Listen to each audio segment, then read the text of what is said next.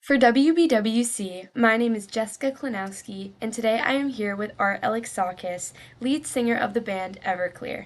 They formed in 1991, and the band has 11 studio albums over their decades of work, with 12 hit tracks making it into the top 40 on Billboard, including Father of Mine, Wonderful, and Santa Monica, the song that put them on the modern rock alternative map. Everclear is currently on their 2025 tour, titled the Sparkle and Fade 30th Anniversary Tour, recognizing and celebrating a monumental album for the group. We are excited to chat with Art in preparation for their Cleveland show on Monday, October 27th. How are you doing today? Doing well. How are you? I'm doing good. I'm excited. Awesome. So, let's start off with we'll talk more about your tour as we get further along, but how Okay. is your tour going right now? I know you have a show tonight, but how's it going so Right. far? Yeah, we're parked outside of the venue in New York City, and we're about a little over two-thirds of the way through the tour. So we've got 10 more shows, and I think we got three or four more shows before we get to Cleveland. Excited to play the Eighth House of Blues again.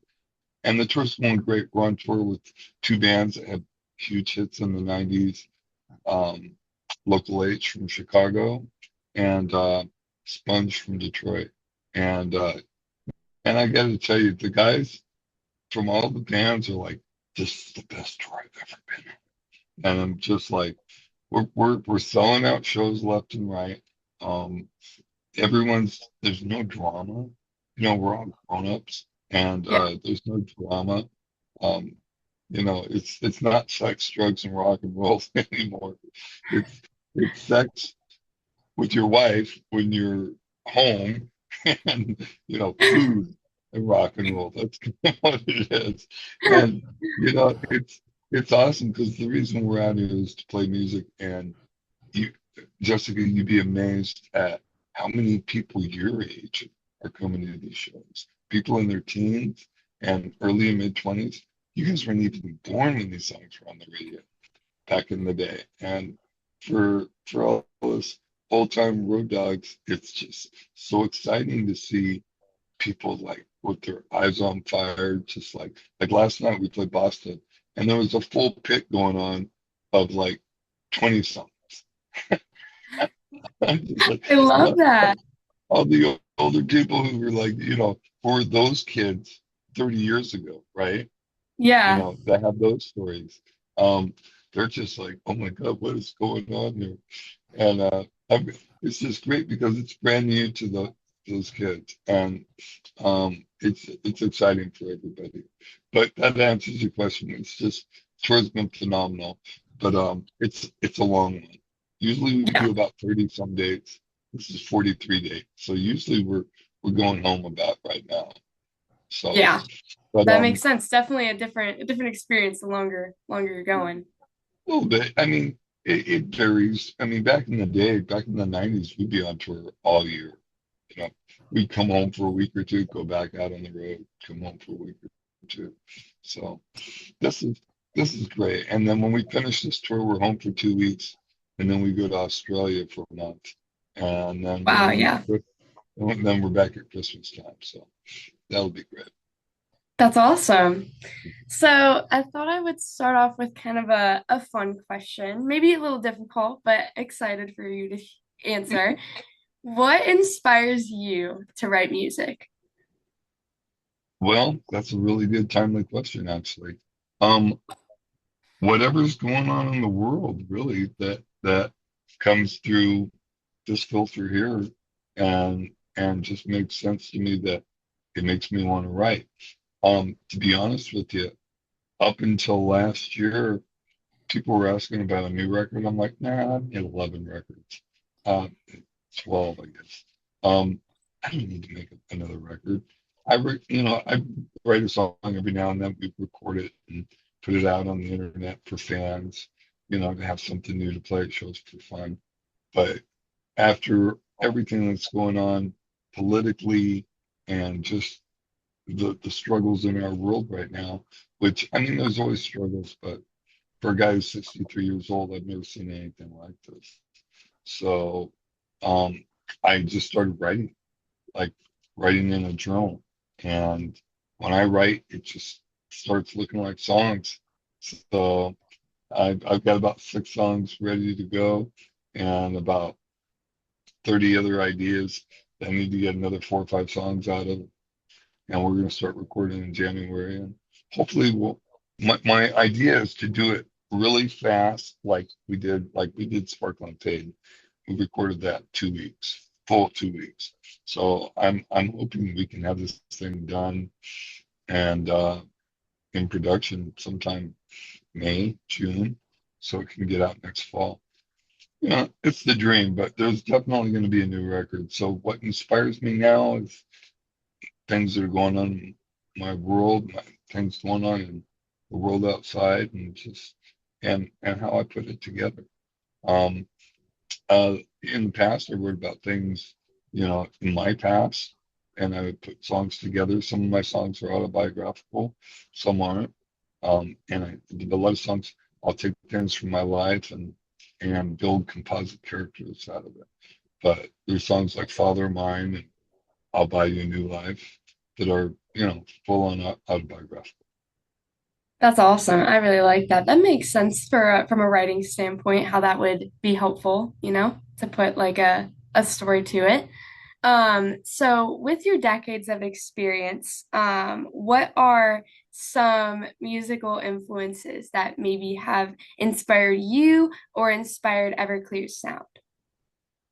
And there's so many.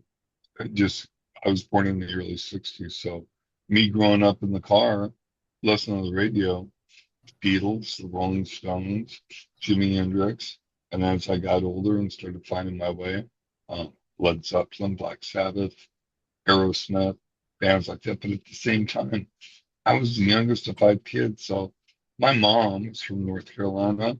She's a hillbilly. She was a hillbilly, basically living in California. So country music from her. My dad was a street guy from, that fought in World War II. So he was a lot of crooners, like a lot of Sinatra. My oldest sister was into Motown. My brother was into rock. My next sister was into more like Joni Mitchell and stuff like that. My younger sister was into pop music, and I liked it all. I loved it all. I took something from everything. And I'm really grateful for it because I think it's added diversity to our music that I don't think a lot of other bands have. You know, I can hear it. I can hear the country in some songs. I can hear the R&B and the soul music in some songs. Hip hop. I grew up with uh, like hard rock, but then punk rock and new wave happened in the early 80s, late 70s, and then hip hop and early alternative like Pixies and Sonic Youth and uh, REM and Jane's Addiction. So, it comes from a lot of different places as far as, my influences go. But I have to say, I think Bob Dylan is a very strong songwriting influence, influencer for me. Um, music wise, a lot of punk rock, a lot of Sex Pistols, this band called X, that was a LA punk band. That's one of my favorites. And Pixies were huge for me, inspiring me when they came out. Um, so there's a lot of bands. Otis Redding, one of my favorite singers of all time. I love that. I'm very much like that too, where I like to value the lyrics and the just the music in general, not be like limited by a genre.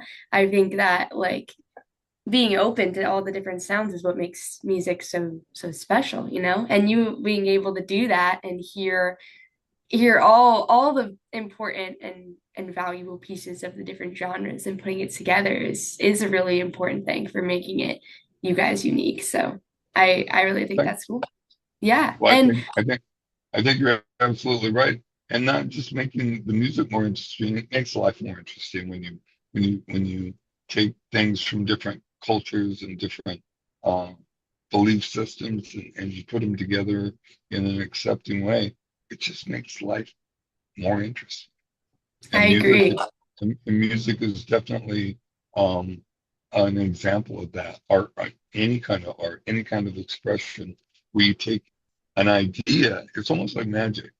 It's like you take an idea and then you turn it into something that's real and Yeah. physical.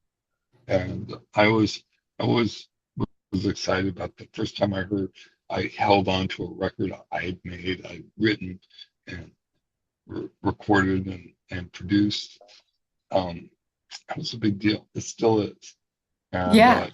it's a lot of work, and there's times when you're like, man, why did I do this? It's just like I could just go home and not do this. But Yeah. I'm excited to get back in the studio. It's good.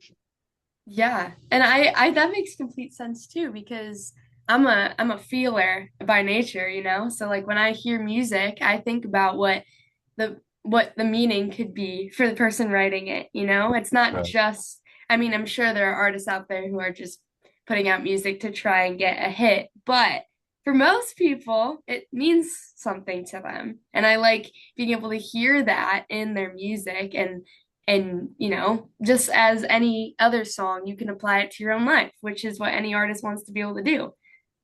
So, so well Yeah. said. I mean, that's one thing that when I talk to younger people at shows, why they have glommed on to '90s alternative rock is they don't feel like there's any real rock right now, real rock and roll that's like you know just visceral and raw, and everything sounds produced. And I listen to some contemporary music, and there's some new bands coming up that are interesting. But for the most part, the stuff I'm hearing, even in hip hop, pop, rock, whatever, kind of sounds all the same. Instead of Yeah. looking back and drawing from stuff, there's all this wealth of music that's right here on this supercomputer of our phones, right? We can find anything. Yeah. Um, you're just listening to what this guy or this gal over here is doing. Gal, until I'm older. Yeah. Um, but it's just like it's like the gene pool of of creative ideas is kind of thin right now, and like it's really interesting to see younger people belonging onto the '90s, which to them it's classic rock, which is interesting because you know I grew up during the whole class, all the '90s, all the people that were making music in the '90s, we all grew up in the '70s, which is where real classic rock comes from. And so I think there's a big connection there. And I think that's one of the reasons it's had such a long life, '90s music, and why it's enjoying a kind of, you know, uh, a reawakening right now with a lot of Yeah. younger people. Because I think it's still legit and it's still valid and relevant. I agree. I definitely agree with that.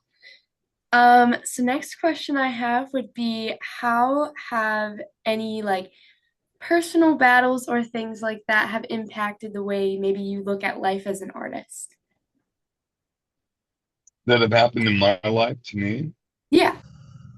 Um, well, a lot of things that have happened to me happened to me when I was younger, which I really didn't have any control over. And a lot of them happened to me when I was younger, but I did it to myself. I'm a clean and sober alcoholic, drug addict. I've been clean and sober for 36 years. But I was a rager back in the day. I was a like heroin addict, a cocaine addict, carried a gun. Um, I grew up in a housing project. I grew up in a very rough world, and just all sorts of personal stuff.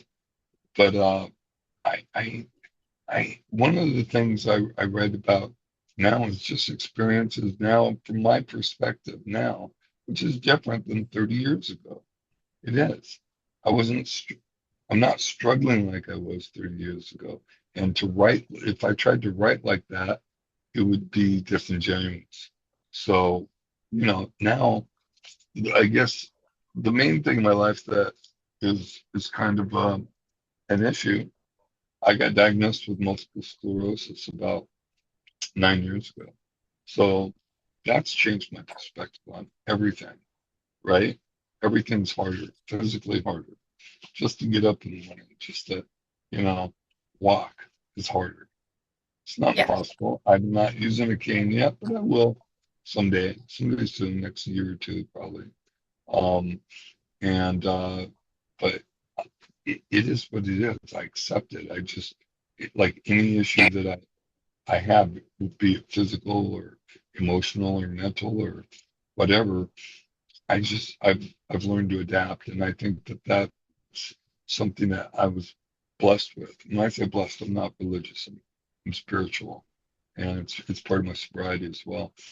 But I feel like life gives us blessings at times that we need to acknowledge and be grateful for. So I have a lot of gratitude. But at the same time, when I write what I'm writing now is about I'm writing stories, but taking from things that are happening in life, because there's a lot of drama out there right now. A lot of Yeah. grist for the mill, right? A lot of stuff Yeah. to write about. So, um, yeah, that's about it. I mean, there was things that happened when I was younger. You know, my dad left when I was 6. I was beaten and raped when I was 8 by young men.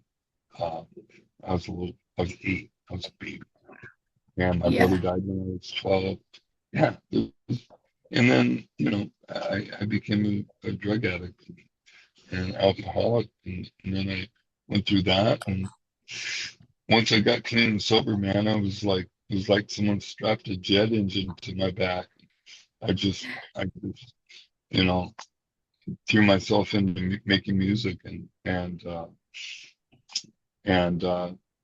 I, I guess, you could talk about the things that influenced me that were negative, but there was positive things. Even though my dad wasn't there, my mom was there. My mom loved me. She was a crazy hillbilly lady, you know, and she really was kind of, but man, she loved me fiercely, Jessica. From the moment I was born to the moment she died, holding on to my wife's hand. Just and I'm grateful for that. She taught me so much about love and about acceptance, but also my mom was kind of badass. She was like, imagine like supporting 5 kids on minimum wage Yeah. at a time when people judged women in the late 60s. If you're a divorcee, no one cared about whether men were divorced, but if you were a woman, you were a divorcee. It became a thing that you were like an easy woman, married woman didn't want you around their husbands and stuff like that. It's just utter BS, really. But my mom did it and she provided for us. I don't know how. I don't know how she did it. She was super, super, super mom. But she taught me tenacity Yeah. and to not give up. If it's something you really want. When people ask me for advice, I'm like, tenacious, man. Be tenacious.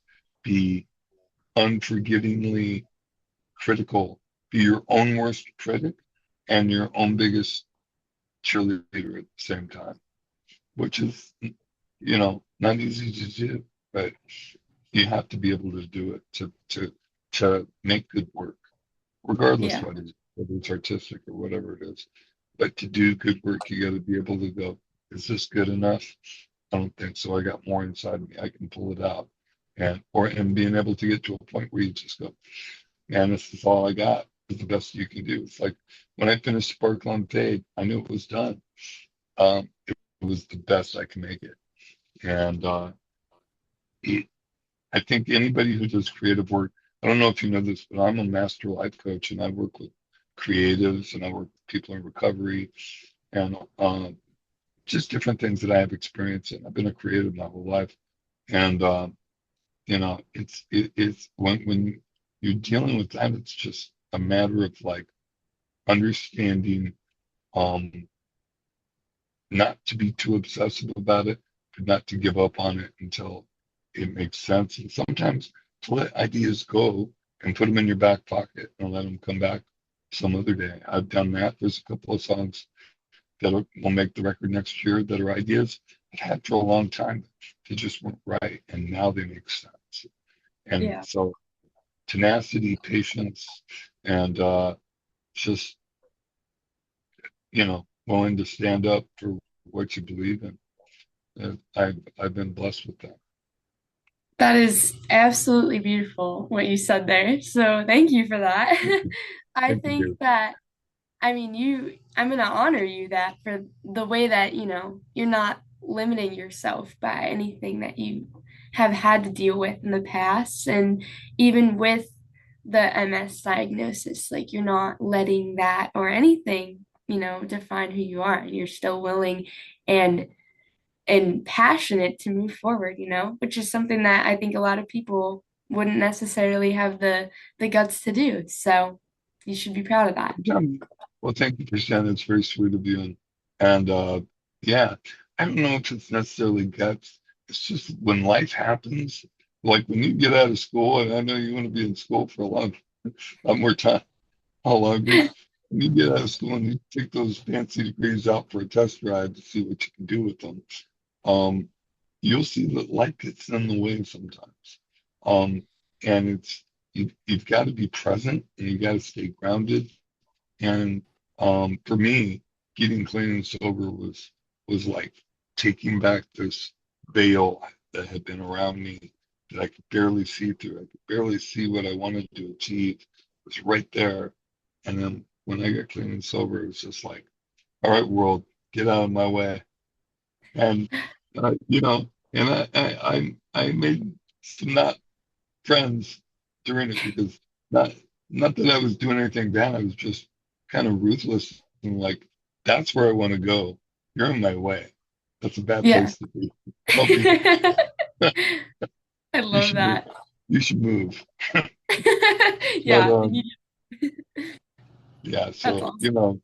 yeah, and I've learned to, as time goes on, you learn to temper that a little bit, when you start having a family and start, you know, like experiencing life and trying to tie what you do is for a living into, your life.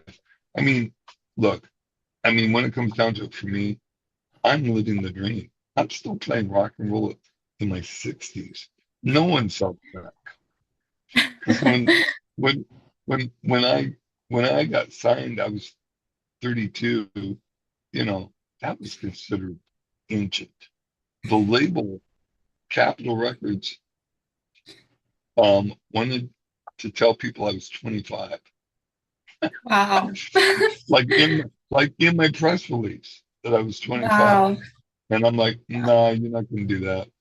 Well, we're doing it. I go. I got into a yelling match with Actually, he was yelling at me. I was laughing at him. President of Capitol. He's like, I'm not asking. I'm telling you, this is what we're going to do. And I'm like, man, I can make myself look like a jerk. I don't need your help. You know, I didn't use the word jerk, by the way. And I just like, no, I, I've always been really honest because I always feel like when people aren't honest, it always comes back to haunt you. And if you're going to be a public person in any way, shape, or form, you need to like, life has enough dramas. You don't need to create it anymore. Trust me. So, yeah, I've always been pretty open about the good and the bad, And Yeah, but to me, great rock and roll is about, and great music is about life, warts and all, the good and the bad, I and agree. and how you present it. Yeah, Because I've never been ashamed of my past. I've been ashamed of some of the actions I've done as an alcoholic, and I've made reparations to people. But you know, the fact that I've had a hard life is just what was given to me. and I've tried to do with it the best I could. I think that's all you can do, whoever you are, whatever you I do. agree. I mean, But everyone has moments where they're, I don't know, trying you not make to, you make bad choices. yeah, they're gonna make bad choices. They're gonna have regrets. I mean, even if you live by trying not to have them, you might still have them, and it's how you move forward. Ab- Absolutely, and deal with it, make reparations the best you can, learn from it, don't do it again, Right. and move on. Yeah. Yeah, you know, it took me a while. I was married I've been married 4 times, so that's been one thing where, you know, I I I could have made better choices for sure, but luckily and thank God, literally thank God that I met my wife 21 years ago, and we've been together every day, one way or another since. Even when we're not Amazing. together. I mean, she's already tried to FaceTime me since I've been on this. I love It's that. it's awesome. The technology can be great. It really can on the internet. Yeah. It can also be horrible. It can be a weapon. But Yeah. man, just being on tour and being able to see, like, my daughter usually has lunch at about 1 o'clock her time. She'll FaceTime me for even 10 minutes, and that's wonderful just to have that. And That's amazing. yeah, it's awesome. Do you talk to your parents a lot? Yeah, I do. Yeah, yeah, that's cool. Um, let's transition to the Sparkle and Fade. So, what, in your opinion, makes the Sparkle and Fade album so special? I don't know. You'd have to ask somebody who bought it.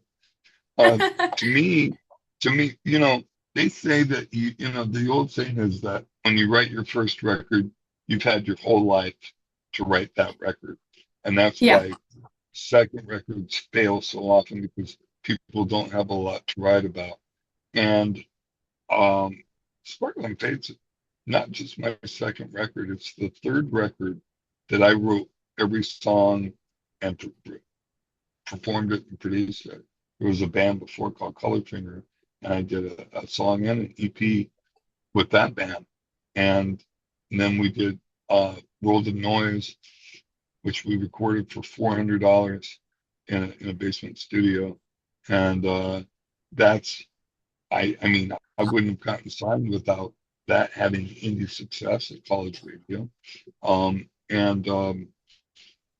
then got signed to do um, Sparkle and Fade was my first album for a major label. I think what it makes special for me is it was going into a studio and having um, the funds to record it correctly, correctly, and to be able to work with really good people, people who mix and master and do it. And not only that, when I give it to a label, it's like I felt like we were a race car, no engine. yeah, And when we got on Capitol, we had an engine of money to promote it. You want to get into PR, really great people who knew how to work PR, knew how to work radio, um, knew how to do things in the industry and how to market. And I was working with world professionals, and that was exciting because no one's an island. You can't do everything by yourself. You might think you can, but you can't. And being a part of something like that, of a sum that was bigger than the than the parts, that was exciting for me. I love that. That's amazing. That makes sense to me. And I agree. Everyone needs a little bit of help, and sometimes it just takes the understanding to know you need it. So I guess I will ask then, what so far, I know you have the Cleveland show on Monday, but what's been the thing you've enjoyed the most about the tour? The camaraderie between the guys, like I was talking about, just we're just older guys that have been on the road. We're still rock and roll guys, and it's just been a lot of fun. Everybody on the bus is having a great time, and my band and crew and organization, just we're like a really finely tuned machine, you know, And I just the crowds have been great. The feedback of it has been off the charts. Um, there's just been no downside except for just being homesick, you know, Yeah. missing my family, Yeah. That makes missing my sense. dogs, I've missing actually, my oh, your dogs. dogs, yeah. I love that. I don't have any dogs, but I would miss them too. Um, I think I will ask one last quick question. We're Funny. talking about being tenacious. And so do you have any other advice for any artists maybe trying to make it big in the music industry? Same thing like I told you before is like if you really believe in what you're doing, be your big own biggest critic and at the same time be your own biggest cheerleader. Um, Sometimes people aren't going to believe in you. You always got to believe in yourself. And if you really do believe in yourself, don't give up. Yeah. Not giving up doesn't mean you're going to make it, but giving up definitely means you're not going to make it. And you're going to get out of the way for the guy like me who's like, excuse me, I want that more than you do. And, Yeah. you know, it all comes down to tenacity and being present, being aware, Yeah. being aware of what's going on with you and being able to say, maybe I'm going down the wrong road. Yeah. Maybe this way is better, you know, Yeah. and being able to adapt. Yeah. Being adaptive is huge. So, tenacious, um, gratitude, and just being present I and love being that. able to adapt. Awesome. In Okay. anything you want to do. So anyway, that's what I tell people. No, I think So, that's great advice. well, thank you. Thank you so Okay, much. Thank you so much for doing this interview and for taking the time out of your day, out of your busy day. thank you. It was such a treat to talk to you. I hope you get a chance to come to the show in Cleveland. I It's going to be know. fun. I my parents Your are going. I huh? want to go Your so bad. parents are going? Yeah. My That's I have awesome. work that night. I'm like, oh, of course. But yeah, my parents will be there. Okay, awesome. We'll give them my best, and it was wonderful talking to you. You did a good job. Have a great day. Great talking to you, Jessica. It was a lot of Thank fun. you. I really appreciated you taking time out of your busy day. My pleasure. Take care. Thank you. You too. Bye bye.